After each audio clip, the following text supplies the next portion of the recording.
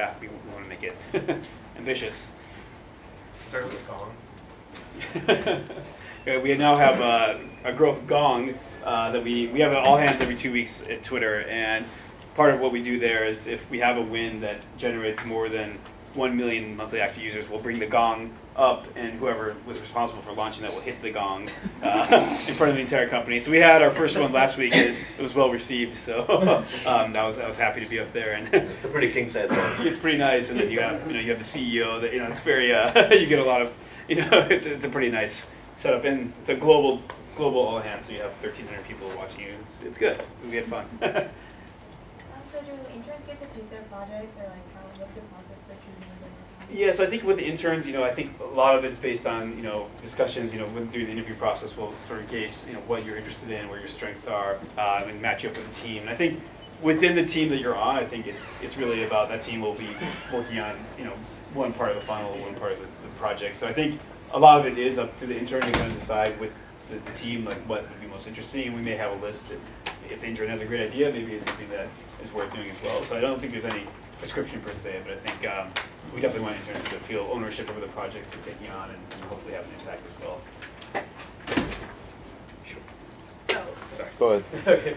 You talked a lot about growth PM. Do you have new product development, product management positions, or you mostly focus on growth and analytics? I know it's been a theme. Yeah.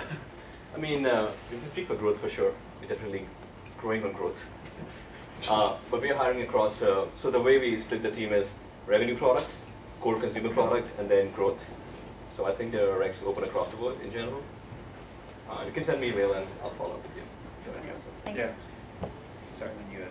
So, you know that there's a trends team in Twitter that analyzes different trends in different countries. I was wondering what the accuracy of being able to tell certain trends, like would you be able to tell who's going to win an election in a country, for example, or maybe eventually?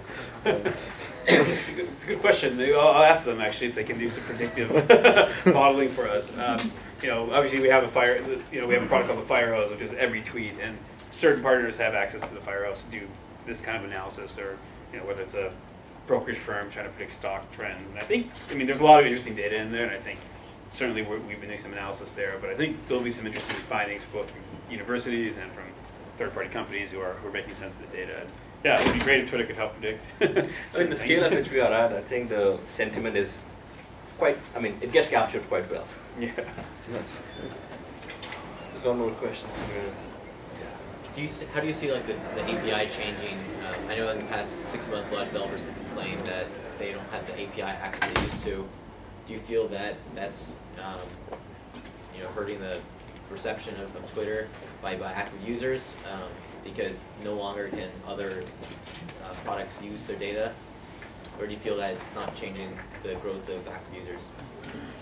Yeah, I think that's, I can take it. Yeah, so I think we've studied this pretty closely, and I think it turns out that actually very few of our active users use third-party clients for consuming Twitter. Most of them are owned and operated by Twitter at this point. So there is a small fraction of users, however, that maybe use their favorite client. And I think part of what we're trying to do at Twitter is really provide the best real-time information to everybody. And I think in order to do that effectively, we need to control the kind of view in the client that actually displays that. And I think that's really important to us. And I think long-term, especially as we have things like Twitter cards, which are the kind of previews of what is inside the tweet, and there'll be further iterations of that, and we want to be able to move fast on that and not have to worry about keeping a bunch of other clients in sync, or because we want that to be a consistent, experience across all our clients. So, to answer the first part of the question, our active users haven't complained, and our growth on our clients is just continuing to skyrocket. So I think there's been a good reception there, and I think we'll continue to invest there.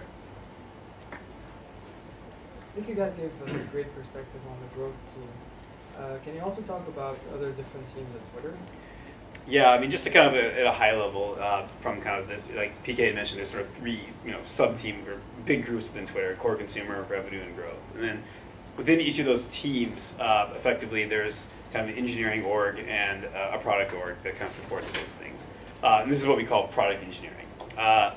Below that, we sort of have what we call the platform team, which is kind of the core infrastructure. So the guys are really responsible for building up the scale at which we can process all the volumes of data. And of course, all the teams, we work very closely with them for example, on certain projects that we have. But that team is quite large, and that also manages all the core infrastructure, all the core services and actions, and then even going down to the operational servers and then whatnot. And then of course we have like a large sales organization. I'm trying to think if there's trust and safety support. I don't know if I missed any kind of big. From a Stanford CS perspective, I think pretty much covered everything. Yeah. So, yeah, but just in terms of so we're at, engineering is about half the company, so that's just another metric to kind of keep in mind, is that we're still a very engineering driven culture, and obviously want to really drive things with our product and shipping code. So just as a follow-up, how are these teams distributed along the 14 offices you mentioned? Well, so 14 offices may be misleading. We have, so the majority of people are in San Francisco. We do have an engineering office in New York and in London, but those are pretty small. So the other offices tend to be more sales oriented, and some offices may have 3 people and some may have 20. But pretty much everything is happening here in San Francisco, which is great because then you have less communication overhead when you're trying to do a project. And we're all in the same building. We have 3 floors in this building. We're gonna probably add a couple more, and so it's just nice because you pretty much can talk to anybody. So are the engineering offices in New York and London also focused on growth? They focus on different things. Our New York office focuses primarily on actually a lot of like the discovery kind of trending kind of stuff that you would ask about. So they do a lot of the analysis of the tweets and help us put together that Discover page, which is one of the tabs on Twitter now. And the London office actually was born out of the TweetDeck acquisition. So it's primarily the team from TweetDeck working on that product. And so that's kind of how we've divided it up. Actually, both of those were acquisitions. The New York office was also an acquisition of a company called JewelPan. So that's sort of the birth of both those offices came out of 2 acquisitions. But I'm definitely a fan of trying to keep everything as much as possible centralized, because I think it helps kind of just communication overhead and whatnot. Why hasn't the Twitter application for the desktop been updated to display? I'm just curious. That's a good question. I'll ask our product guys. I don't know if you have any more insight for me on the product. I think it's a question of where do we want to put our investments, and we see most of our users are either on the web or on mobile clients. So desktop client is, there is definitely demand for that, but as compared to other places, it's about focus. For us, it's more about mobile and web, essentially. We're hiring more engineers. To do something well, it takes about. Yeah, I think saying no to projects is just as important as saying yes. So I think that's something that we're just, especially our team, there's so many ideas we have. How do you really focus on the ones that are going to matter? So if I'm correct, the web application first started with Ruby on Rails. I was just wondering what kind of server-side technologies Twitter currently uses. Yeah, so we're actually moving a lot of our things to a Java-based system backend. We actually use Scala, which is a JVM language, to do a lot of the backend.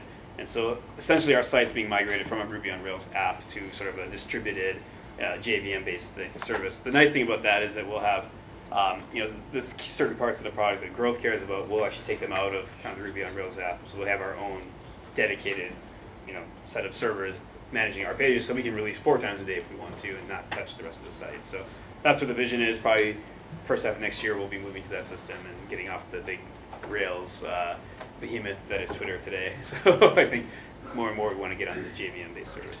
The nice thing, just kind of more from a technical perspective, that the JVM allows you to do is sort of parallelization. You can sort of fire off multiple requests, gather them back, compose a page. Ruby is serial, so it's it's a really bad language for trying to do things in a rapid manner. So that's been great. Like I've been a big fan of Java for a long time, and I think the JVM provides a lot of things that make development really, really nice at large scale.